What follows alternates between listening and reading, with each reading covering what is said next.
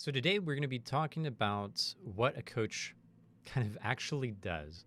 Um, as we as we begin coach training, one of the things that's interesting is, there's all these competencies, there's all of these concepts, evidence-based research, theories, techniques, and tools that you can use in a coaching session. There's brands and versions of coaching that are slightly different based on their acronyms and their areas that they're like who they're going to be coaching, and it's a huge space.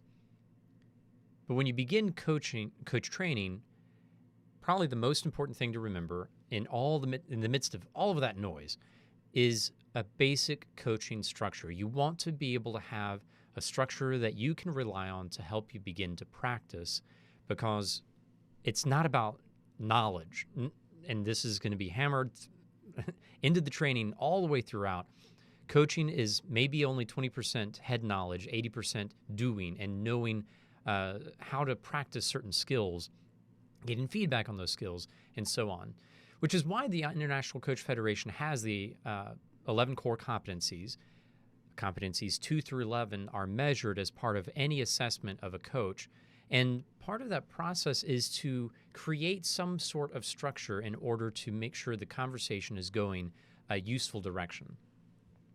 So today we're going to begin looking at a sample coaching session structure with this presentation, and I do want to stress a few things as we get started. Number one, not every session is going to look exactly like this. There's certainly exceptions to how coaching sessions ought to be run. There's also going to be a variety of slides here that will show you a list of coaching questions. Every time I see a list in a training and share a list in training with someone, I let them know that list of questions there's a template, and we'll actually look at an alternative form of templating coaching questions so that it's not based on exact questions and you memorizing a packet of 300 questions. Instead, it's helping you understand how to build questions. So the lists that are in this presentation, they're focused on the types of things that you'd want to cover in order to create structure, not a step-by-step question list that you would never deviate from and just follow to a T, because that's not really coaching. Coaching is this dynamic relationship, partnership between the coach and a client. The coach should always be ready to use language and ideas from the client in order to help build questions. So there's going to be a balance as we get into these slides. Now, on that idea of balance, when we look at a general coaching session, from the outside looking in, it may to some appear like, oh, the coach had that planned out in the beginning, that's how they got there, or maybe it seems like it's magic because of how it doesn't make any sense how we got here at the end of it all. To a client, it does often feel like the coach has provided something directly to the client, and that's why much feedback that you'll get at the end of a coaching arrangement and relationship is, wow, you've really changed my life. Honestly, the coach doesn't do the work. The coach doesn't change the person's life. The coach follows a process and facilitates that process on behalf of a client. And that whole process of doing a coaching session and doing an overall coaching agreement or relationship, it's based on certain types of structure that build a map. We build the map together between myself as coach and my client, and then we begin following that map, knowing that we can make adjustments as we go, as we seek the treasure, whatever kind of treasure this client's going to be after. So it is a bit of a messy process, but we do have a structure that's going to help. The basis of this whole idea of a structure is going to be found with the International Coach Federation, the ICF, and their markers of success. Every core competency that they have, other than ethics, because coach is ethical or not, every competency has, or they all have markers of success. The second competency is about establishing the agreement, and that has to do with setting up what's going to happen in a session and what's going to happen overall in a relationship between a coach and a client. Their first marker of success then is the coach helps the client identify or reconfirm what they want out of a coaching session. It's very basic, very straightforward, but it all starts with this. The entire coaching agreement and every session starts with the idea of a coach offering the space where the client can give some direction. Now, we need to begin this conversation, as we've already begun, but we need to begin this part of the conversation with the idea of a coach doesn't actually begin performing coaching until the agreement is set.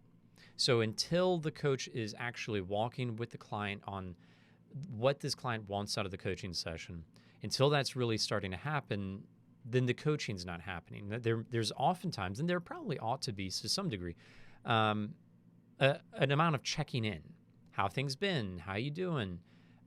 Maybe you build in a direct accountability on the last action step from last session. So how did things go with that last action step? What did you learn from doing that or failing that action step? Those are very common. And to a degree with the accountability piece, yeah, there's some coaching, but that's in some ways the coaching from the last session. Today's session doesn't really kick off until we have a map beginning to be built between the coach and the client. And that happens with the agenda setting process. Oftentimes, it is best in a way after you've worked with the person for a while to begin immediately asking, how would you like us to begin the coaching session today? Not necessarily to immediately get into the agreement setting, but to defer to the client. Again, once they know how the coaching process works, defer to the client and allow them to make the decision if they want to check in on accountability, check in on how their day went first, or go ahead and set the agenda. That demonstrates good partnership. Now, as we start with the agreement, before we can really get into the heart of a coaching session, we want to set up certain markers of success for the session. And a good way to do that is to follow the markers of success from the International Coach Federation. They have 5 markers of success. They are the subject, the idea of what we're going to talk about, whatever measurable takeaway this person wants by the end of the session, the areas that might need to be addressed to get there, the subtopics, that kind of thing, the significance of this session, what makes it top of mind for them, what do they want to see different in their lives. And then we can begin working together and kind of going beyond the agenda setting to the actual session. We'll see in another video as I break this process down a little bit further that you can rearrange, and I appreciate the rearrangement that I'm going to share here. You can rearrange these markers to maybe a more effective flow of what do you want to be talking about here today? What's making this topic top of mind for you? And what difference or what kind of transformation do you want to see in your life by us talking this through? Then we look at, so if we're going to be looking at this and for this reason, what types of things do you want us to cover? What subtopics need to be addressed? So the areas to address. And then the measurable results, the outcomes, the target we're going to be shooting at with this coaching session. Again, like I said, we're going to dig more into the details of this model. And this, a model, it's just a rearranging, and it's a rearranging of the markers from the International Coach Federation. But it's called START: subject, top of mind and transformation, areas to address, results to measure the success of the session. And then from there, we can truly team up with the client on going forward and exploring what the client would like to explore with the session. After you set up a coaching session agenda or agreement, then you'd really defer to the client on how they'd like to get things started, where would you like to go first. All of these kinds of questions are going to help ground the coaching session in the client's direction rather than the coach's direction. If this type of agreement isn't set up, then the coach is going to have this incredibly burdensome challenge and responsibility to direct the conversation and all the way throughout for 30 minutes, 45 minutes. And it's just simply too much work for the coach to make the determination of what's the next best question for this client, what's the right direction, all on their own. We have the client right in front of us. We want to trust them in helping us know what they really want out of the session. Now, sometimes there's some things that get you stuck in this process, and we'll talk a little bit about that in another video or videos. But this is a good start. Here's a first sample list of questions. As you think about this process, you might be asking around 5 to 6 questions, 5 to 8 questions to set the stage for a session, set the agreement. And it's going to be some sort of mix of these types of questions. Again, not that this list should be followed from the top down. You'd actually have too much overlap if you did that. But questions like, what would you like to focus on today? Or based on how things went with this last week and the accountability that we just talked about? Would you like us to focus on that or something else for our conversation today so you can carry things over from last session? What makes this topic so important to you? What difference do you want to see in your life by working on this? It's a big topic. I mean, anytime you feel like this is a huge topic of, I want to find a new job. Like, wow, there's so much we could do here. We need to break that down. That's why the idea of dig into the areas to address, the subtopics, to help set the agenda for the session. This is a pretty big topic. What part of this should we focus on? Another good question, as we talk about this, what do you want by the end of the session? And or another way of asking it, what practical takeaway would you like us to work on around this topic? And then something I like to highlight, and this will be in the other video, like I said, with the start or the markers of success, these aren't necessarily meant to go A, B, C, D, or START. Instead, you might go back and forth between the areas or the potential for transformation, what makes it top of mind, areas to address, measures of success, or the measurable result. So here it's listed at the bottom because this question, what will we need to make sure to cover in order to help you get that takeaway, that measurable result? Like that back and forth is really useful. This is getting at a subtopic idea after we've set some sort of outcome for the session. So it's good to give and take, go back and forth, and really focus on what the client needs to set the expectations for of the session. This is one of the first things coaches need to practice in a coach training program, because without setting the stage right, like I said, it's very overwhelming for the coach, or the coach goes very heavily into some sort of advice-giving mode or mentoring mode. And even they might be asking questions, but they'll have a pretty set agenda for the client based on their intuition instead of trusting the client's intuition and partnering with them. So that's just setting the stage, though. And I mean, we're thinking 30-minute session, 45-minute session, an hour-long session. So great.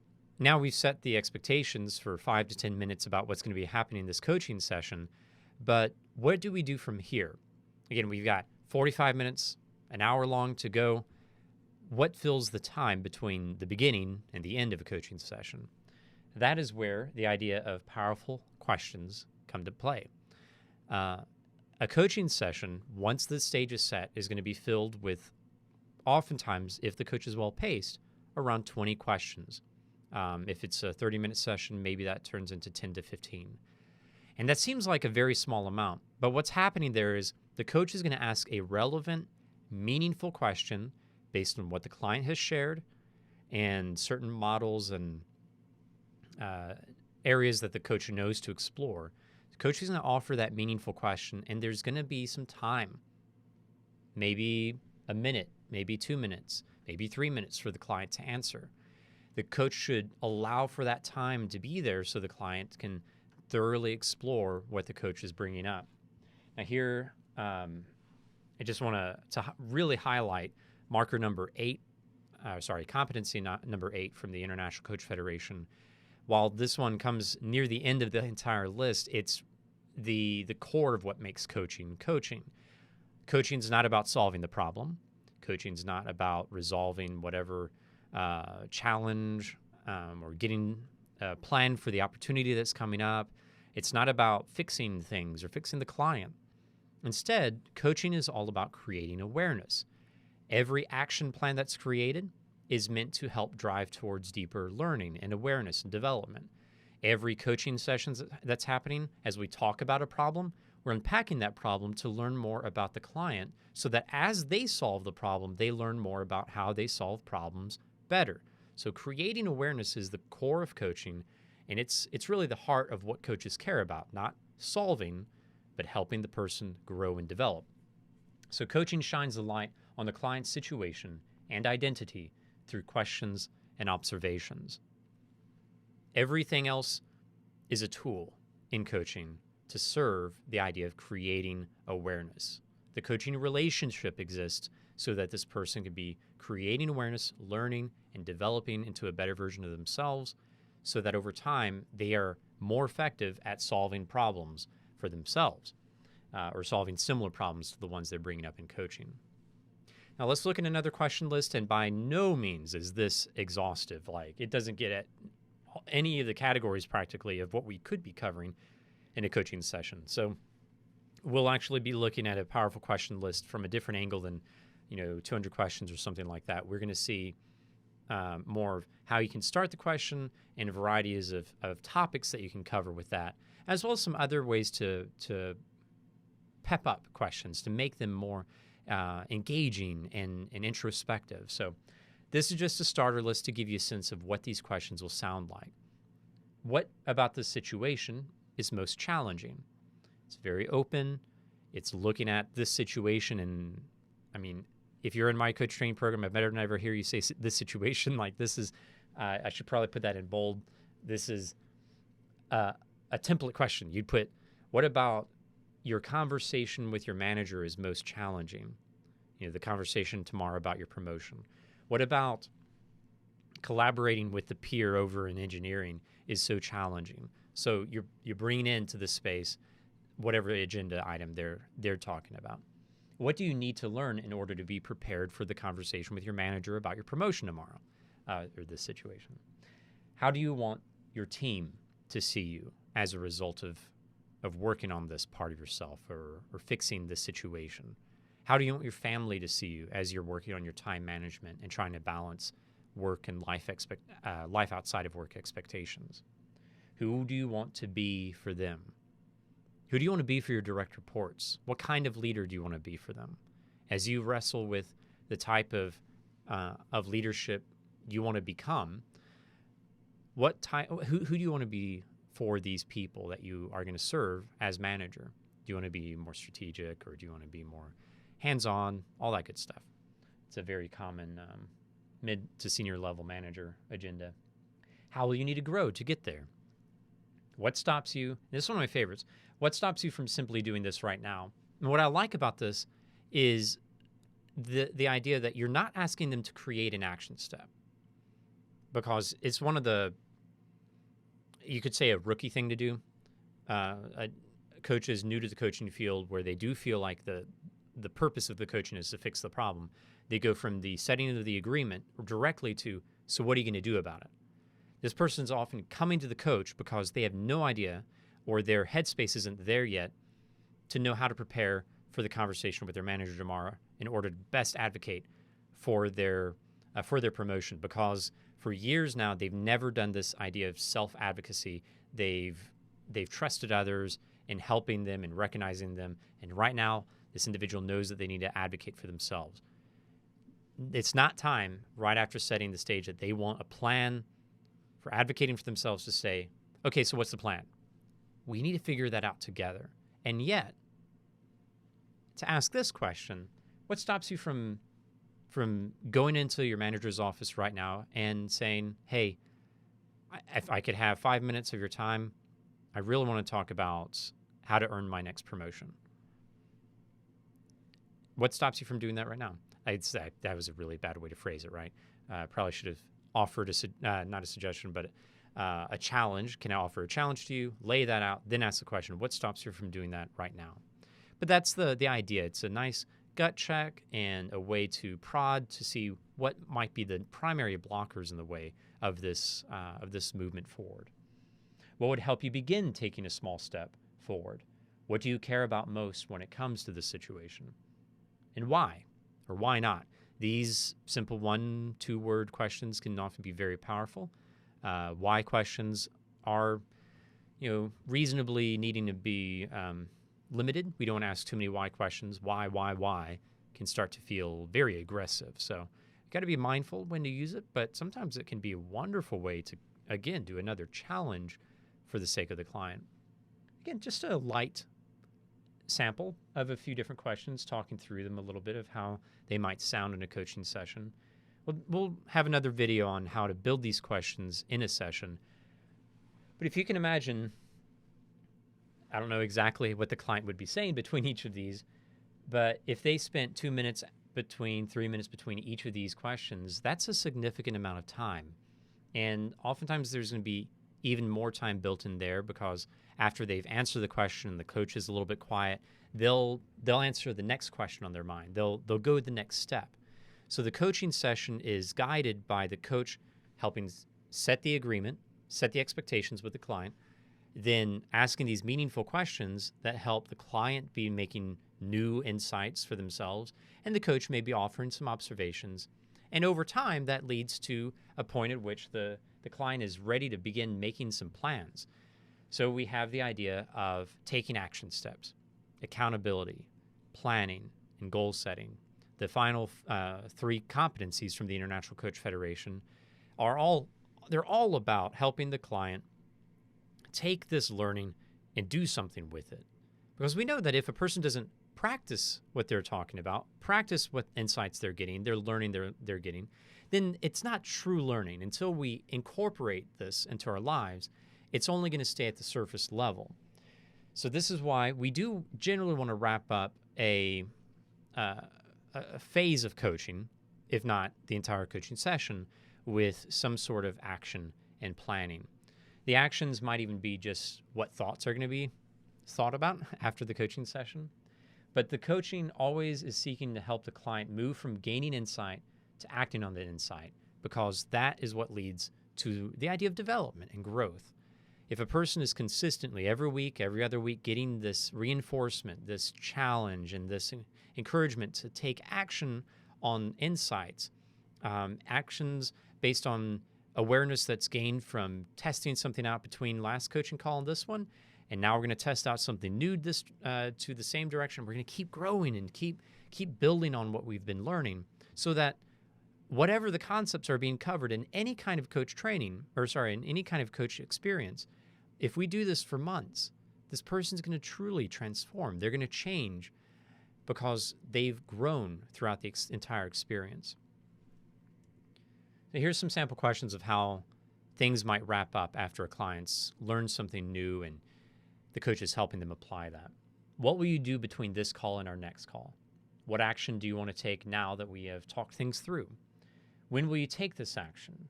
What might get in the way? What could you learn from following through with this action? And it's really important. It's not just about doing. It's also about what are you going to take away? What awareness is going to come from taking this action? How could you rephrase this action based on what you can do yourself? For instance, if a person says, you know what, I'm gonna really do my best so that my manager gives me that promotion. I'm gonna really do my best so that my spouse encourages me more. Wow, that's a lot of expectations on the spouse or the manager. How can we rephrase that to focus on your inputs and what you are responsible for, what you can control?